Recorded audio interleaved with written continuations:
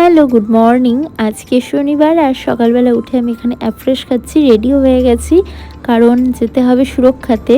দোকান প্রথমে খুলেছি, তারপরে গেছি মাকে নিয়ে সুরক্ষাতে। কিন্তু সুরক্ষাতে গিয়ে দেখছি বিলিংয়ের জন্যই এত লাইন, মানে বিল করানোর জন্য এখন চলছে ওই 43, 44 এরকম নাম্বার হয়। তো যাই হোক 40, 41 সেই সময় আমরা গেছি।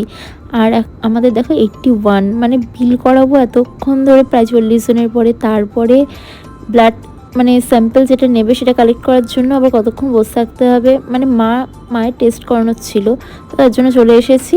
পরে যাব, বিলটা আজকে করিয়ে এনে কালকে টেস্ট করাবো, এরকমই প্ল্যান করলাম। তার জন্য একেতে তো আমি দোকান খুলে গেছিলাম, আর মাও খায়নি, সকাল থেকে গেছিলাম এই 9টা সাড়ে 9টার সময়। তারপরে কতক্ষণ লাগবে সে হয়তো 1টা 1:30টাও বেজে যেতে পারে, তাই চলে এলাম।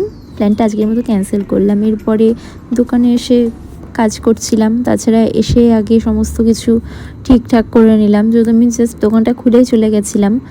আর এরপরে বাড়ি ফেরার সময় গেছিলাম মুদিখানা দোকানে। এই যে ডিমটাও আমি নিয়েছি।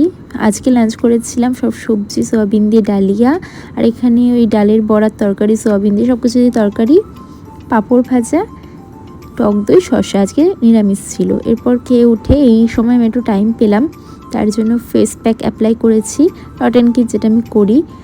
আর এরপরে আবার চলে গেছিলাম বিকেলবেলা সুরক্ষাতে, কারণ এই যে বিল করিয়ে নিলাম। তাও আমাকে একজনের পর ওয়েট করতে হলো, বললো বসতে। আর এই সময় আমি পুরো বিল করিয়ে নিয়ে চলে গেছিলাম দোকানে, পরের দিন সকালে যাব ওখানে।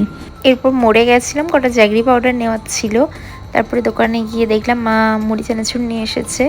আর বাড়ি ফেরার সময় মা বললো এই ক্যাফে থেকে চা খেয়ে যাবে, মা খেলো, আমি আর খাইনি। তারপরে চলে আসলাম বাড়ি। আর আজকের ভিডিওটা এটুকুই। তোমাদের কেমন লাগলো অবশ্যই কমেন্ট করে জানিও। তো চলো আজকের মতো বাই, আবার কাল দেখা হবে।